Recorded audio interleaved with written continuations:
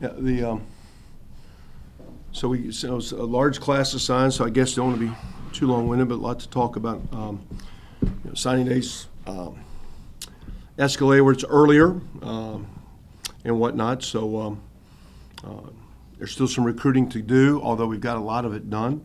And I'd like to, just kind of thank a lot of people. I mean, for us, I thought we did pretty well, at least on paper. You look at the kids you meet and the body types and their families and their grades, and you do the eval of personally, see them in person or have them at camp and watch their tape and all that stuff. So these guys get, their rankings per se and accolades and all that. And I do think we're starting at a good starting point with a lot of these recruits from the high school perspective. Seems like a lot of guys are recruiting more portal guys. There's more high school guys available, which I think has driven up our opportunity to start maybe at a higher starting point than maybe 10 or 15, not knowing exactly what was recruited here 20 years ago, but I'm looking at kids that when I was at Oklahoma, I thought would maybe get some Big 12 offers that maybe didn't get those opportunities this year, because if you have so many scholarships available, if you're looking for some transfer and portal guys, that means there's less high school guys. So that was a part of I think, our ability to get on some guys. But just in general, I want to go back and think, like, for example, we were here this summer. I can't tell you how many times President Carson would let us come by and say hi.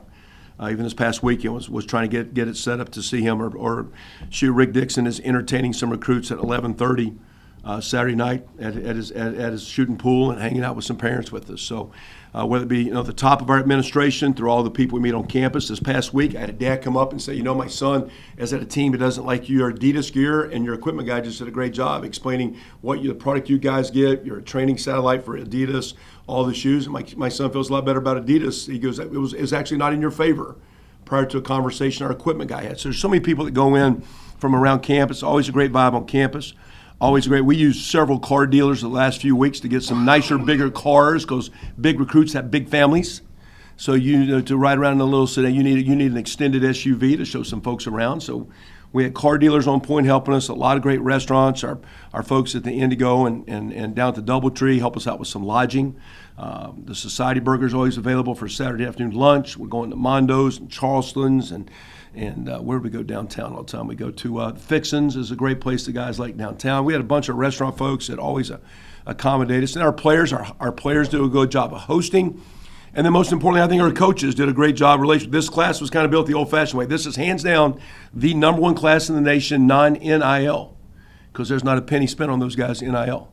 And so in this day and age of the recruiting world, this is an old-fashioned, build some relationships, get to know some guys, share with them the education opportunity, share with them the value of the city, share with them a chance to be a part of a program as we build it. So a good class on paper. We got a lot of work to do, and we got a lot of coaching to do, but we're excited about the crowd. Go through the numbers. I think we got 29 guys that we're listing here. I think 24 of these are high school. I didn't really get. I think you were saying 14 on offense, 15 on defense. I mean, we had over 40 4, 5, and 6-year seniors. So we had a lot of guys that potentially, and some of those 4th and 5th year guys can come back. And some of those guys, I think, want to come back. Some of the guys we weren't sure maybe wanted you back. If you're a 5th year player and you're a backup, maybe we should start again. You've already graduated. And I'm talking, these are guys that have graduated. There wasn't one person here, that crowd, that is not there. I think there's 6 young men that need to go through the spring semester to graduate. There's actually a couple of those guys have actually are looking into the portal if they can get an opportunity. But we're going to make sure they graduate as long as they stay at TU, because we want, if they can, to walk away with their degree. So it was a large number to deal with. We're sitting at around the 30 number, so potentially there's a few more spaces, but some of these 40 guys could come back. We've got a number of guys that I think are planning to be back with us that could graduate. They could stop playing football. You got guys that have 6 year, like last year, Kendarian Race, a 6-year player. Doesn't have to be a 6-year player. He could go somewhere else. He doesn't have to play. You don't have to keep them once they've graduated too. So there's some options there. So we're sitting, I think we can add a few more down the stretch. But in general, I say a good crowd, a good number. We could target and talk about some local guys. I think we've got 6, 7 out internally. Transfer-wise, there's 4 transfer portal guys coming out of the either graduates. 2 are graduates. Miles Jackson out of Indiana. That's an outside edge DN guy. Was playing for them and I had always watched Indiana, having coached there, so I knew him well. He started at UCLA for 2 years. 2 years there, I think he's kind of looking at what Ben Kapinski did and wants to be more of a featured guy, because he was asked to stay there. But I think instead of being rotate with their guys, wanted to have more of an impact. As Ben, who goes from 176 plays and 3 sacks to 722 plays and second in the conference. And now he's got maybe a greater pro opportunity because he showed a lot of value playing this year. I think Miles was looking at that. Amelia Williams is a lineman that's graduated. Goes by Ye, so it's better to say Ye Williams. That's a little bit easier for me. But Ye's out of Angelo. Will be an inside D lineman as a transfer guy. Zion Steptoe, his parents, his mom went to school here or is from this area. From Bixby. I think grandparents live in Bixby. He's out of Frisco, was at Purdue, played both ways this year. Zion will come in as a receiver mid-year. And then A.J. Green, running back locally here from Union that has been over there at Arkansas for a couple, 3 years. Same deal, played a lot, talking to their coaches. They wanted him to stay, but knew he wanted to be a featured back and featured, I think, with Anthony Watkins and those guys coming back. I think he'll help the running back room, so a good ad there. One JC guy, and Joe, he says his last name is Yelly, H-J-E-L-L-E, it's Yelly. Very impressive young man, just saw him play the other night in the junior college championship game. 290, was a 230-pound, was on the their school 4x1 school record holder team as a 230-pound senior. Now he's 290, he can run. I'm impressed by his ability. Wasn't overly recruited on a great team. I think he's a good ad. We needed some help defensively. Down the stretch, we still need to find maybe a linebacker or two, an O-lineman or two. We got a couple spots to hit, but those are the old guys in the crowd, those 5 guys. And then 24 high school guys, I think, is a heck of a class. A lot of talented guys at receiver, O-line, defensively, secondary. I mean, some really, really strong guys. So that's a nutshell all over the place. But again, a lot of help from a lot of people. Really good class, good starting point. A lot of work to do, but good starting point with these kids. Coach, was there anybody on your list here who, when you went to bed last night, you either thought you weren't going to sign them, or maybe you just thought it was maybe a coin toss at best? No, we were like a pleasant surprise kind of thing this morning. No, they were. We kind of from yesterday. I mean, some of the guys called yesterday and told us for sure they were coming. Some of the guys were waiting till today to announce, but told us this weekend they were coming. And so some of these guys, they want to have their little day in the sun with the Twitterverse and all that stuff. But it was, like I said, we kind of felt pretty good. And at the same time, I will say last night I had a staff Christmas gathering, and I actually had Mr. Dixon there, and he told me to pay attention because I was over there texting 27 guys real quick. Hey, we're good now, right? We're good, right? We're good, right? Hey, big day tomorrow. We're good. We're good. We're good. We're good. We're good. So, but again, these guys have been pretty stable. Coach, now we had a lot of guys poking around. I mean, some of these guys, because again, all of a sudden you have a guy at your school go to the portal, you lose a guy, and a lot of guys you just try to chum the water, keep a fish on the line. So there was a lot of last-minute recruiting. There was a lot of calls made yesterday because you knew so-and-so was still snooping around. And we needed to take some numbers, so sometimes that can work against you. We thought we needed to take a large crew at receiver, and sometimes you didn't want to lose a guy because you got another guy. We thought we needed them all and needed them a lot. Same deal secondary. We need to replace a lot of guys there. So sometimes, like that can hurt you. But I felt pretty good going to sleep last night. And like I say, we were done. Matter of fact, we were waiting on one guy who I didn't know initially. I was told we maybe couldn't announce the mid-year grads, and they said we could. I think one guy was just sleeping in because I said, I can't talk about you. And I said, hey, I can't. I tell DT, but hey, scramble up the computer now. Add a few more names to the list here. So, but all, yeah, we were. The coaches did a good job. We felt pretty stable with the crowd. It was good. It was a good deal.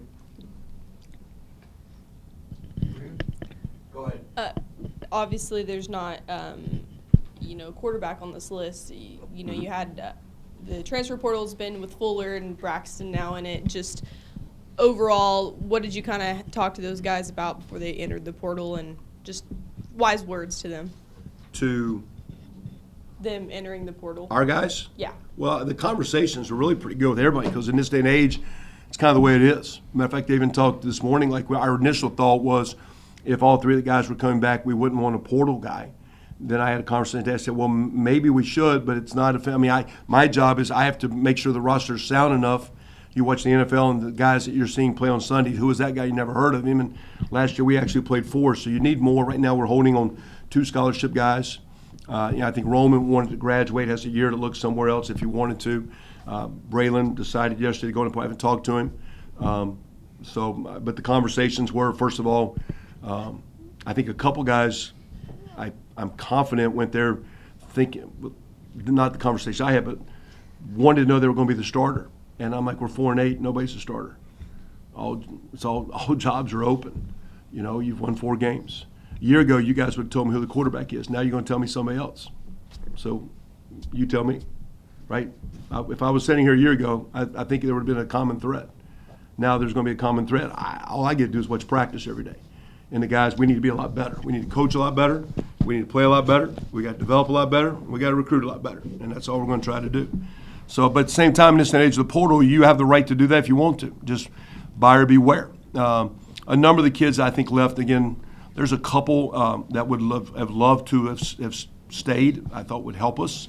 A couple of the guys are getting some opportunities that aren't scholarship. They're getting NIL deals. There's a school in our league that offered a kid $41,000 to be a walk-on, and $41,000, and you're going to be a walk-on player. There's a school in the Big Ten that offered a kid we recruited $60,000 to be a walk-on, and we'll fly your parents to every game. Now, to me, if you have 85 guys on scholarship, well, if you're paying NIL money, there's a Big 12 school that's offering $25,000 for every kid to be on their team as a walk-on. And they're saying, hey, let that pay for your school and play at the bigger level. So if that's the case to me, well, does that mean you technically have more than 85 guys on scholarship?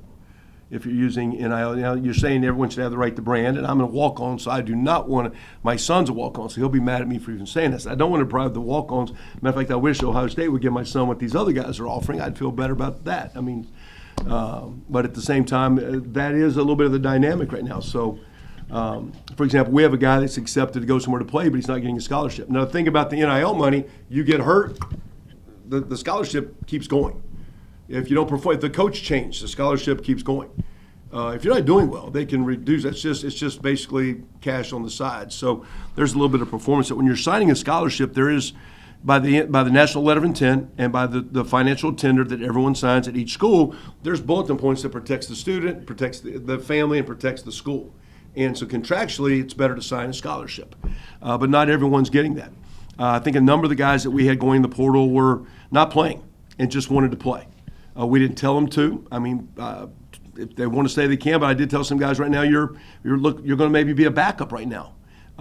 So we didn't ask guys to leave. You can't, I guess. But here's your role. A year ago, I didn't know your name. A year ago, I know the story you would tell me about my team. Now you're going to tell me a different story. What I can tell you, I know what I see every day. I kind of know where they're at, kind of know what I'm getting. And if you want to play more, here's things that we need to see, or right now we're not seeing it. And I would encourage everyone to stay, to work harder and do better. If someone wants to go somewhere else, that's their right. And that's kind of college ball right now. Just the great, I think The Athletic just did an article the other day that I think the average of players that went from G5 to Power 5 played about 60% less plays.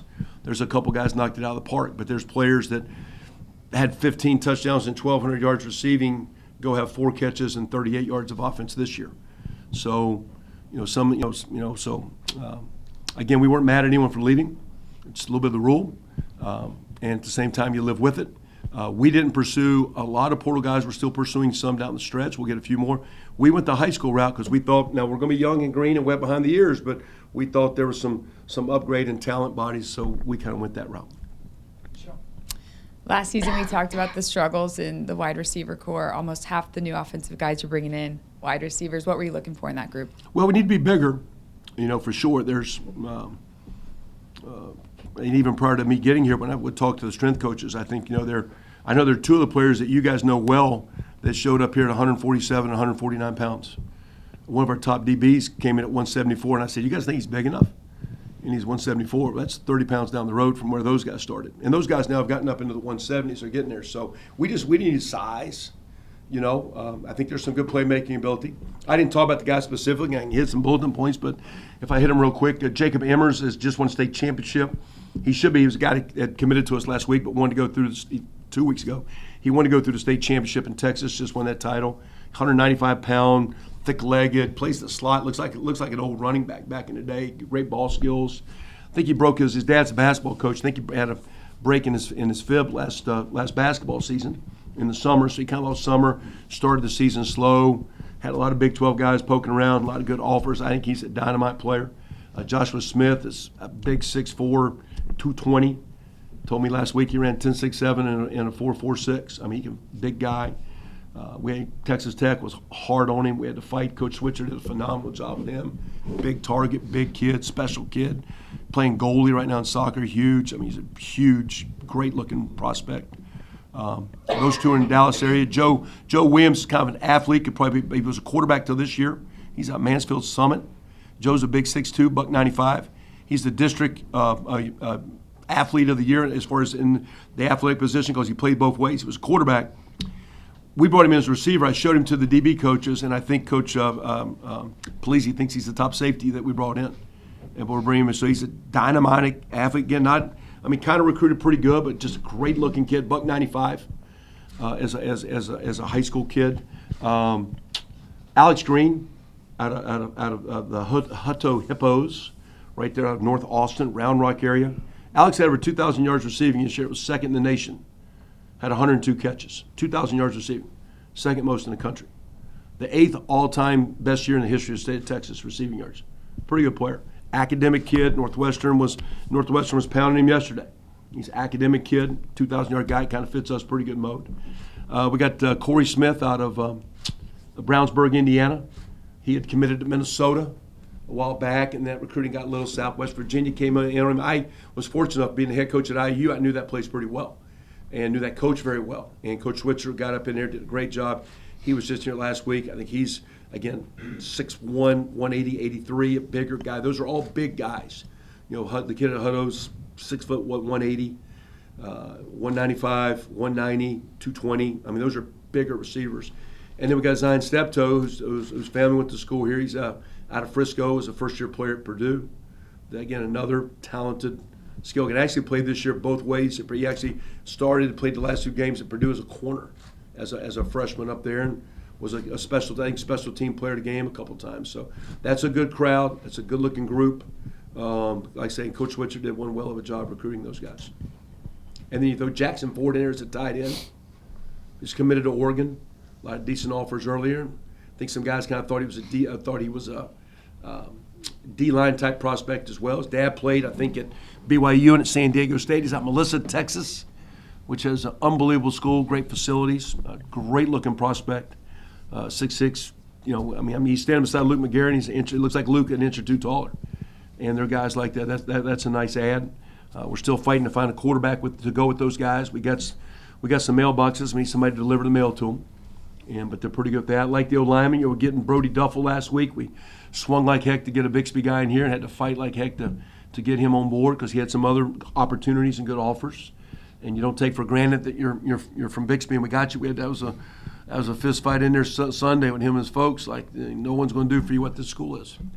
And that was a fight. But you put Bixby and TU behind you, and you're a football player and have a good pedigree and name, you can write some good tickets out here. So that was a good fight. Colton Christian's a local kid, Collinsville. Big lineman that we've liked, committed to us early. Big, strong kid, played well and good. Kept his weight down to 280s. Big guy, you think we could get too big. He's about 285. Same with Jackson Tanner out of Flower Mound. Another 285 guy, big lineman in the freshman class. And the last one is intriguing. You got Jack Tanner at Flower Mound. You got Colton Christian out of Collinsville. You got Brody. And then Ross Johnston, whose grandpa is an old Bud Wilkinson guy back in the day. But Ross won the state championship at Blanchard. I think they beat Wagner, right? In a great game, state title. And then 2 nights later had 22 points and 12 boards playing basketball. Or on Tuesday night. That's not bad for no lineman. That's a kid that can run, jump. I think he's got a pretty high. He's a 6'7", 280 kid, played D-line. I think he got under-recruited. I think he's a pretty good prospect. So as we speak, did you say you have 2 scholarships to play with as we speak? Oh, we got about 10, 12. Oh, really? Oh, yeah. In this day and age. In this day and age, you got 80 because who's coming and who's going. I don't know. I don't know. I guess that's right. It's totally fluid. I'll see who shows up tomorrow and who's here next week. I mean, but, the portal window's still open for a while. We'll visit with a lot of our guys. I mean, we have some guys that say they're coming back, but you don't know until you don't know. I mean, you got to keep recruiting your team, and so, but there's, I think, potentially, we could get into the 40s with our numbers. We're sitting on around 30 right now, so we could find a few more. But I think we've recruited the high school. Last year at this time, we had to find some good high school guys late. We've hit it pretty hard. There might be a couple guys that have been missed, but I think we got a good high school crowd. With those 40 guys, I don't know if you want a huge number of freshmen. We probably need. That's why we tried to find a couple junior college guys. We missed on a couple junior college guys. We've missed on a couple transfer guys. and we'll try to see if we can get a few more of those down the stretch. So, I mean, is it an absolute, whether it's the next 2 days or February, that you do want to bring a quarterback in? Well, we got to get the right one. I mean, there's quarterbacks you can get, but they're the right ones too now. Because if you bring them in, you can get stuck. So, in a perfect world, you like to have 4 on scholarship. This past year we had 3. You know, if you went through and said, here's the numbers that you like at each position. We're looking at a couple high school guys that we've targeted, and we're working hard on 2 guys. Can we get one to say yes? They haven't signed yet. And if they did, based on what's available, initially I felt with the crowd we had, with 3 guys back, we wouldn't take a portal guy. Maybe we should look at it now. But we've had 1 quarterback visit us that we're fighting hard to get. Is he a high school guy? Yes. Is he a Kirk Francis overlooked, diamond in the rough kind of guy? You No, I know don't think what so. You don't think so? He's a little more. Well, on Kirk was recruited, and Kirk No. in time here, Kirk was one of the. In my role, I got 30 guys on this because we're putting Kirk on scholarship, and then and I'm waiting here. I probably got a couple more guys. I'm going to wait and see on the portal world. If we find some, I got a couple other guys that are deserving on our team that I'll probably put on scholarship. It's a little buyer bill right now in the recruiting world. Some of this late recruiting is like going to the flea market. And there's some good buys, but you better know what you're buying. You better investigate a little bit, So I watched you on the plaza one night after a game, and you were working it with families and kids, who came to watch you guys play. And in fact, you made us wait an hour to talk with you because you were talking players and coaches. Anyway, I'm just kidding. Well, we have to though. You guys can wait. Right, but did you Those actually recruits kind of? can't. You guys can wait. I always notice. I don't mean to be late, but I notice when I come in, you guys back there and look and say he's 2 minutes late today. I see you guys do that every time. But did you actually kind of? And I mean, trust me, coaches are very observant, so I see that. Right, but I mean, it's not like I'm over there jacking around them. I'm actually trying to get some stuff done. To have a full. I know calendar, you guys got stuff to do too, though, you guys and girls. To have had a full calendar to recruit, your type of guys and your type of players. Did you actually kind of get a kick out of it, even in this jacked I up enjoyed weird it. time I will for say college this. football? First of all, but we worked hard in this recruiting class. But coming from Ohio State was probably the best recruiting experience I had because you had to compete in recruiting there. It was the lifeline of the program. It was expected, and with that, I'm not into I'm not. If you can call somebody at 12:01, I don't stay up to midnight to call you at 12:01. I'll catch you the next morning at 9 or 9:30. I'm not obsessive with that psycho part of recruiting, Right, the midnight madness and all that stuff. But I mean the last 2 weeks was a 2-a-day preseason to me. Wow. We started on that Friday and you were gone, and you were nonstop gone. And when they're here, it was nonstop entertainment. You're on point. When those guys left both Sundays, when those recruits walked off campus at 1 o'clock, I was heading down the road. And you were gone, and you're sitting at a house at 7 o'clock. So, for example, last week we had visits. We had 11 guys visiting 2 weekends ago. And on Sunday, I left there at 5 o'clock. I'm sitting at home in OKC. I'm talking to 2 kids at Norman that are in the portal that night. I'm in Denton that night. I'm in Frisco, Texas the next morning. I'm at Hutto and Lake Travis that afternoon. That night, I'm in Houston. Next day, I see 3 kids in Houston. I spend a night flying at Little Rock to an All-Star game. That was Monday, Tuesday, Wednesday. Now, I ain't working hard. It's just what you do. And like I tell the coaches when they think they're working hard, not that a head coach are working hard, they just deal with DBs. Okay, I got your DBs, now I got this tight end. Okay, now I got to see this D lineman, how about this backer? And it's day after day, but it's 2 weeks. So you just suck it up and roll, and you're on point. And so, to me, you got to work recruiting. Right. And you got to work it. And it's not phony. It's really, our coaches did a hell of a job building relationships. And I think we got some pretty good recruits because I think the families liked the coaches and felt they love this place, they love this school, they love the opportunity. But I think our coaches, old-fashioned, built some relationships. So, they weathered some NIL for what it's worth. When you're globetrotting all over Texas like that, or do you have a driver so that you can work? No, it's me. And that's really? Fine. Yeah, you in this day and drive age- yourself? No, well, unless you want to. If, I would dig that, actually. I mean, and the tough thing I like to say, I'm not on the phone because you're not supposed to be. Oh, okay. I like to tell you I'm not. But that's why. But I did do this. And That's this hilarious. was my trick. One Marley Wilson that works in our football office had my iPad, and I would call her and say, "Okay, text from my iPad," which means it comes from me. And I'm calling in the text as I drive down the road. Yeah. I thought that was better than typing as I'm swerving, which is not Well, sure. best for my life or someone else's. So That was the way we circumvented because that's lost time. Right. Matter of fact, years ago, when you think about it, I was doing the same deal. I was at Indiana. I was flying commercially to a couple guys, and I saw Coach Stoops. And he said, well, he had the private jet from OU, and I'm going to fly to Canada to see a guy down in Louisiana. Say, what are you doing? I go, well, I'm flying commercially to Charlotte to see a guy. I'm flying. He goes, I'm going to see 6 guys today. How many are you seeing? 2. He goes, you're at Indiana. I'm at Oklahoma. Who needs to see the more guys? Which I did. He goes, I got the private jet. You don't. So I don't have the jet. Right. I got the Bill Nye Ford, and here we roll, baby. So at least three of these guys, I read all these bios, at least 3 of these guys won state championships just days ago. If you have 3 or 4 guys and they're all essentially kind of the same, comparably talented, how important to you are winners? A lot, and team captains, a lot. For what it's worth, our strength coach at Ohio State would not hire a strength coach that wasn't a team captain of his football team. He wanted a team leader. So those guys that are captains mean a lot. You wonder why a guy, if he's a good player, is not walking out for the coin toss. I'm talking to DBs, and if you're not playing basketball, you're going to play man-to-man in college football, and you can't play in your high school basketball team. Wait a minute, now what's the problem here?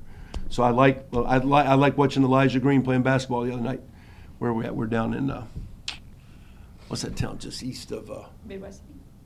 Choctaw, just right there on the road. East of Choctaw. Hera. He was at Hera in the conference tournament. And I'm watching him play, and like, yeah, heck yeah, you're going to play college DB. You can play man-to-man in high school. You can lock him down, which he did. So I like guys that play sports. I like guys that play on winning teams. You look at, like, for example, I was talking about Ross Johnson. He beat Dax Collins' team in the semifinals. Those guys at Poto, those kids that come out of good programs are used to winning habits, working hard, and that doesn't mean you don't recruit a kid that doesn't play on a good team, but it's nice when you have those guys that are coming out of great programs, and there's a lot of them. And several of these other guys, like Longview won 11 games, and Trophy Club or Byron Nelson kid. They got beat in the final 8. That's a good player there too. Mm-hmm. I didn't talk about the defensive guys. How about Lloyd Avon? I saw him play the other day at a running back, 5,000 career yards, big time player. Byron Ellison out of Louisville, Texas. Great program, another running back. Didn't talk about those 2 running backs here. Excited about Lloyd. And then you throw A.J. Green in the mix coming out of Tulsa Union, Arkansas. So that's another guy that's used to winning football, right? Talk about Dak in the defensive back world. You got Dax Collins out of Poto. I think he was, I don't know if he was the state defensive player of the year in that league or that level or what. And he's an athlete. I think he's got about 1,000 yards this season offensively. It's a combination of receiving and running. As a Wildcat guy. But Dax out of Poto, his mom's a teacher down there. He's a great athlete. Buda Garrett, the Dryan out of Longview, great program. First time I recruited Longview, I got a decent player. His name was Trent Williams. First time I ever met those guys. He was a good player. He's still doing okay, I think. So I think Buda's pretty good. Buda's a 3-year starter at Longview. So you tell me about that one. That'd be like a 3-year guy. Okay, them guys that started 3 years at Jinx, typically how good are they? You know what I mean? So a 3-year start at Longview, not a bad player. He's excited about him, like his academic peak. Ashton Williams, his old man, played at Texas Tech. He's even got the size to potentially be at linebacker. A bigger kid. He was 212 on his visit, so he's got a chance. Very, very like kid. And then Zach Williams out of Tyler, Texas. Again, 109. I think he's 192 pounds the other day. 6'2" DB. Plays corner, plays safety.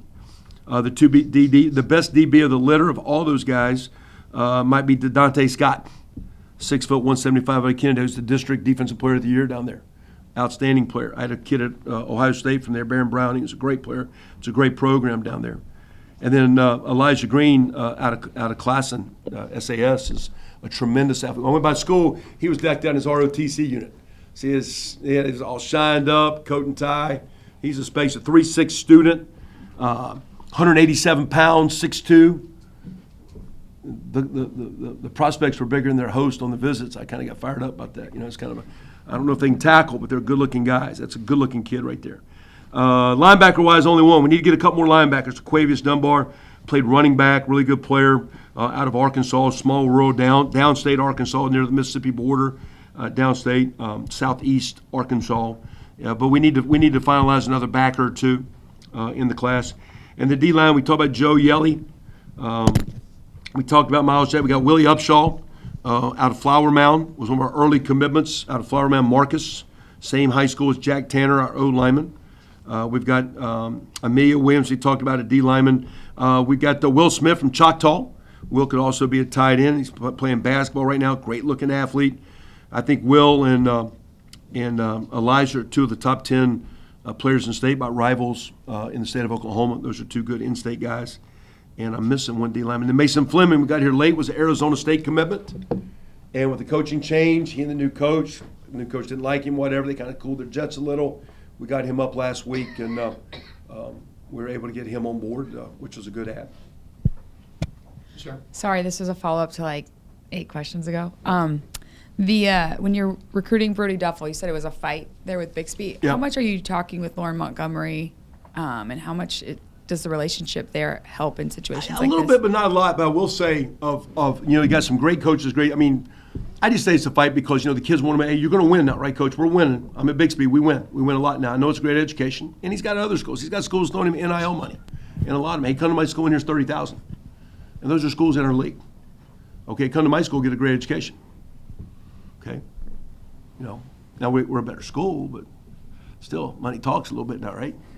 So, but it was a fight just to convince him, But again, we were down watching spring practice. Coach Stanchek last spring, all of it. He was here for our spring practice twice. Came up for summer. I went down open date and spent the whole practice watching them practice. You were walking off the field that day, I think, right? Was that you? One of you guys? That was you, right? Coming off the field as I walked on. I stayed there. You left early. I stayed the whole practice. Because that girl was going to know that I was the last one standing for the date. I was going to take her to the prom, so I was going to hang and fight and fight and fight. So I mean, it's a fight to get these guys, but that's recruiting. You know what I'm saying? And but when you say the relationship, Coach Montgomery's always been very gracious. I'll say this: there's a lot of great coaches in this town. The thing that impressed me most about Coach Montgomery is 2 situations that I probably shouldn't say, but I will. I think it's special. It shows what kind of coach guys can be. First time I went over last January, I said, "Hey, I need to see Coach Montgomery." Popped in a little facility in the end zone. Well, he's over there across in the facility there with the 8th graders. I said, "Well, can I see him?" Yeah, he's doing agilities with the 8th graders. So there's an 8th grade PE class.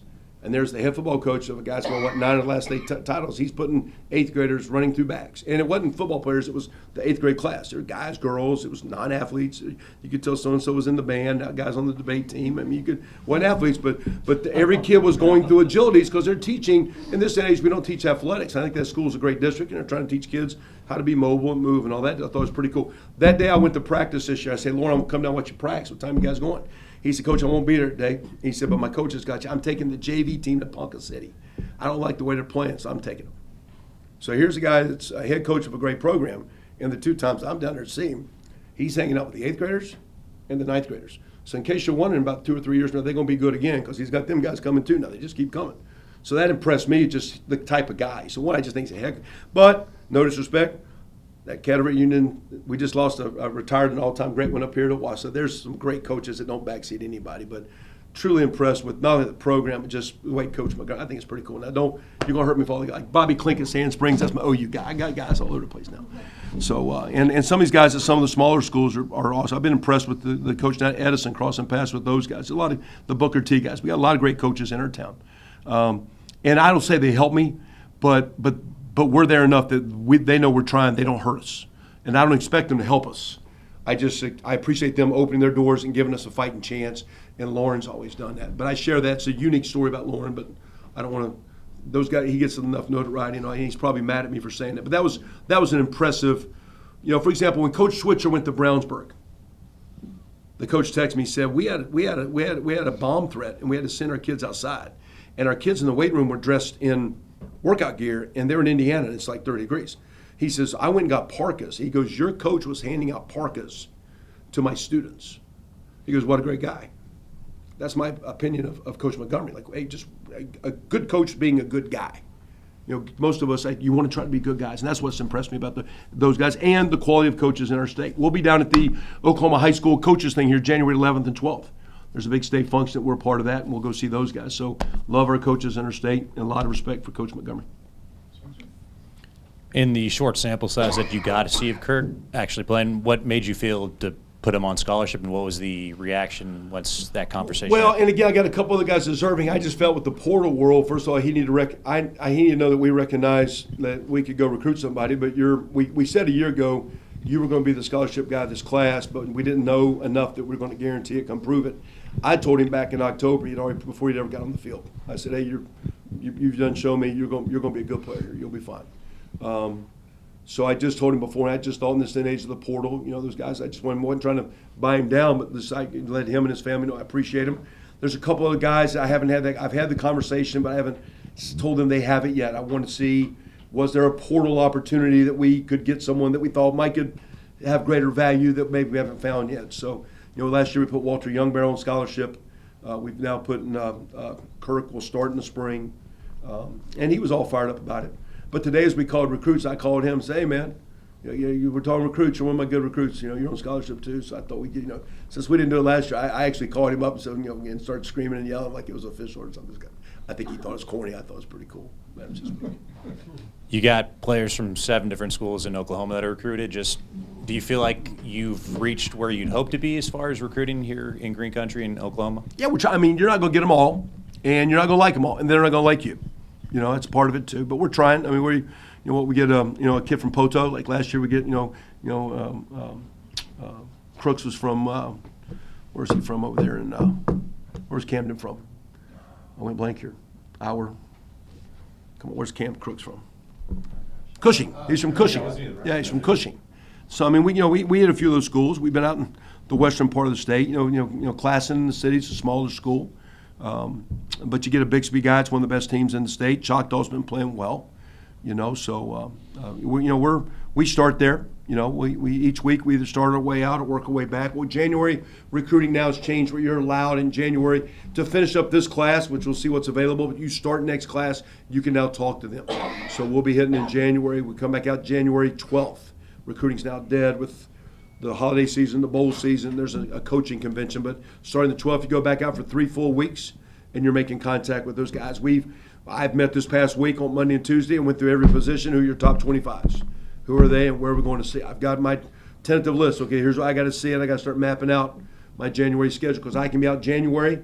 I cannot go out in May. The coaches go back in May. But new recruiting rules, we're allowed to speak to kids twice in January, once in April, May in person, because now these summer visits, recruiting goes faster. So we're kind of, as we signed today, we were already looking at 25s and having discussions with those guys yesterday and trying to get them on the phone. Hey, today was these guys, next year it's you. Anything else? Monday felt like kind of a big day with a couple of commits announcing they were coming here. Did it feel like a big day for the coaching staff as it kind of did with the Well, football some of guys? them had told us a week before. They kept waiting. I'm like, come on, you're killing me here. Like, put it out. Because sometimes it helps recruiting in general because you guys vibe it, other guys vibe it, kids vibe it. And I'm like, hey, and if a kid tells me he's coming, we're not allowed to talk about it. You can retweet and like their tweet until signing day. Now we can start talking about these guys.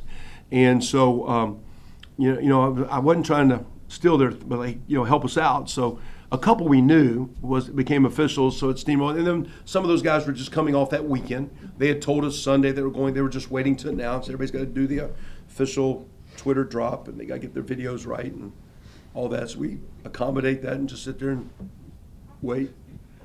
But it was good. It was good. And then, like Bill said, then you go to sleep last night thinking you got them all, but you're waiting till the day, and you can start at 7, and we had 18 by 7:05. I said, that's pretty good. We're off to a good start. Let's keep it going. And then these guys did a lot last week because of the holiday break. A lot of schools in Texas did their signing celebrations last week, even though they weren't signing yet, because a lot of kids are in school this week. So. Question about the high school versus portal guys. If you have a need, you have a specific that you'd rather have one guy or the I think other? it depends on the position and the need. Like sometimes, like in O-line, you want to develop guys, but if you think you need someone ready to play, it's hard as a freshman O-lineman.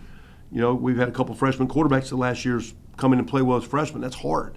So sometimes you might say, based on maturity-wise, that you might need, we thought D-line-wise, we might need a couple mature guys because we lost a couple with Kopinski leaving and Joe Anderson and guys like that leaving. So, and Simon and Rogers as well. You need a couple older guys. So it's a little bit, but I will say some of the potential size and talent of the high school guys in some ways is sometimes as good as some of the portal guys that we're looking at. Some of these guys are coming from the smaller places. Some of the guys coming from bigger schools have had some problems. Why?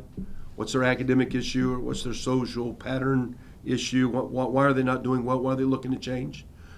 We've found to be a little bit better at the right guy coming up. And sometimes we've been lucky. It looks like the last couple of years, I think we found a couple guys that were playing but wanted to play more and thought at our level they'd have a bigger role.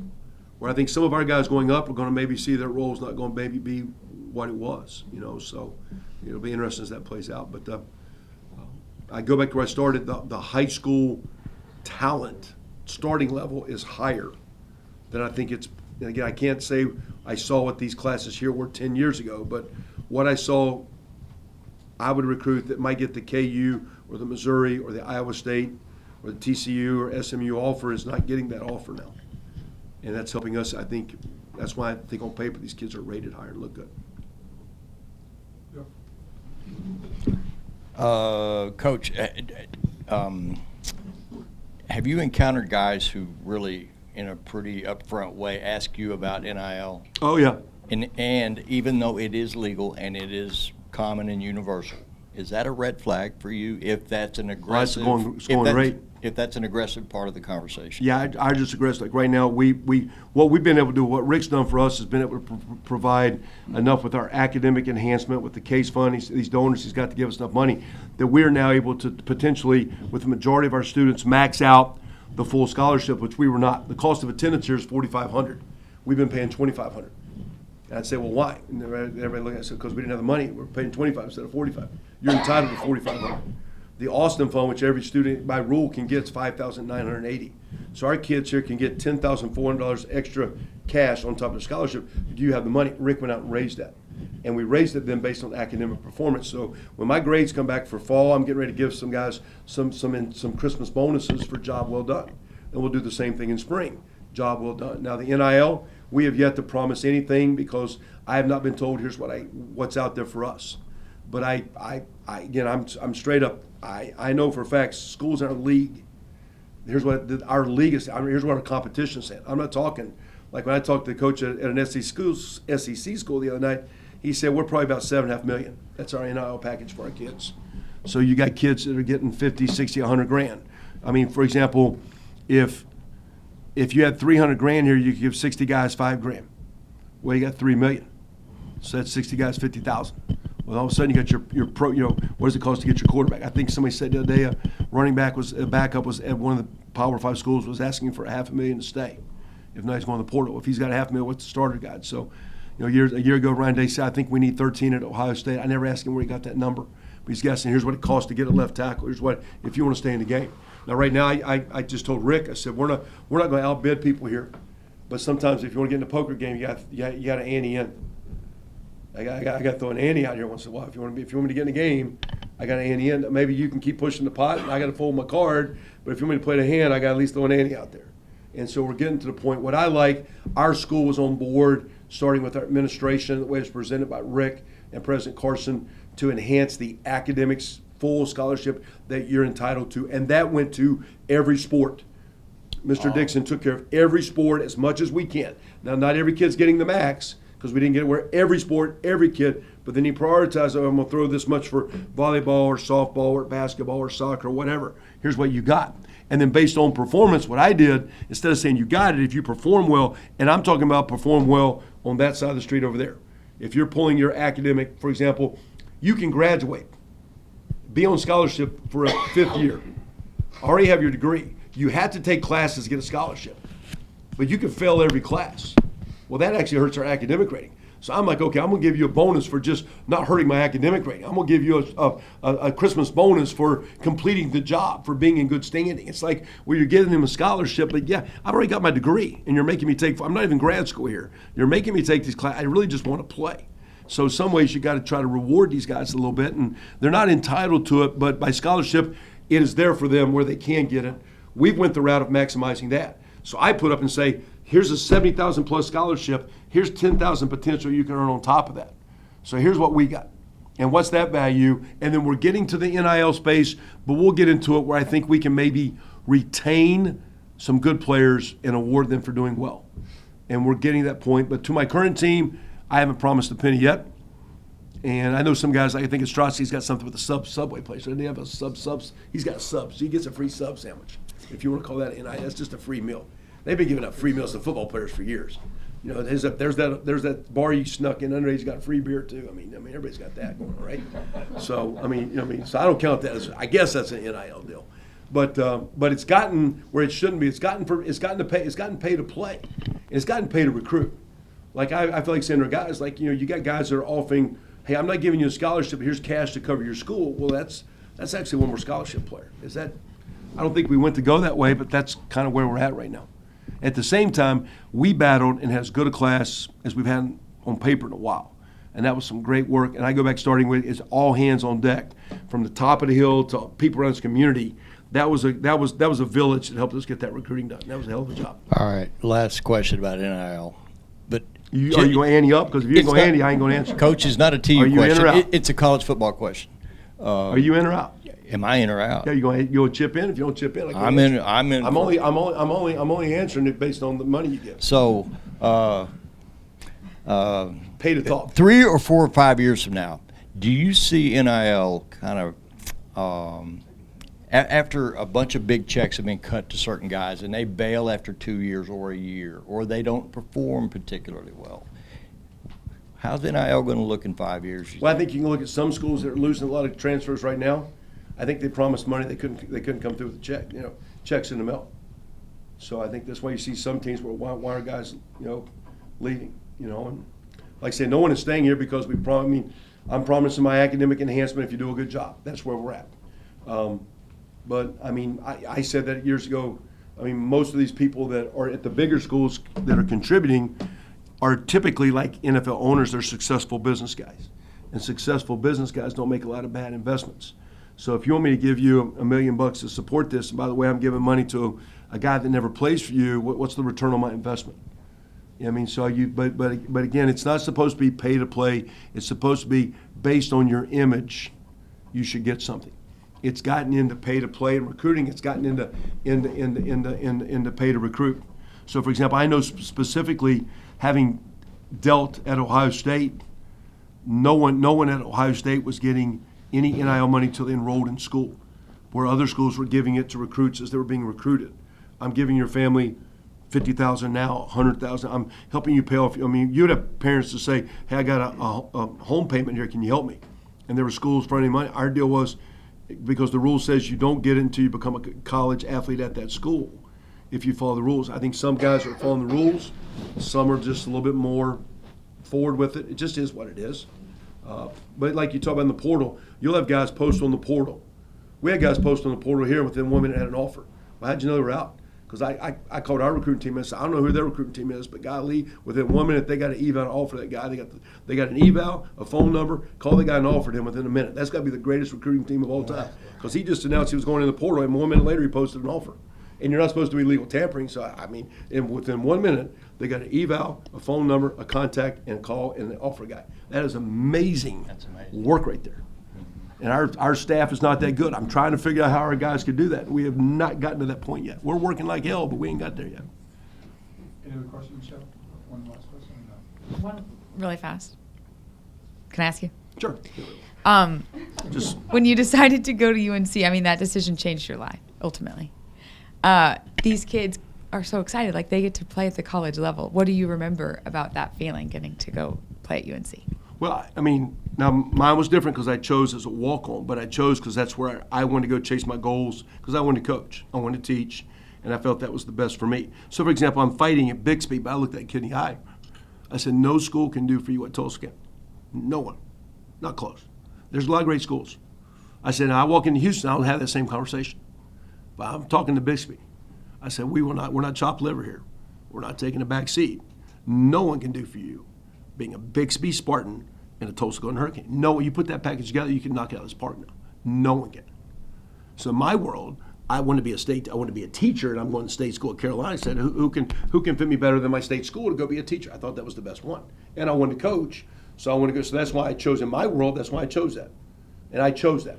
I chose as a non-scholarship. I had scholarships at the smaller level.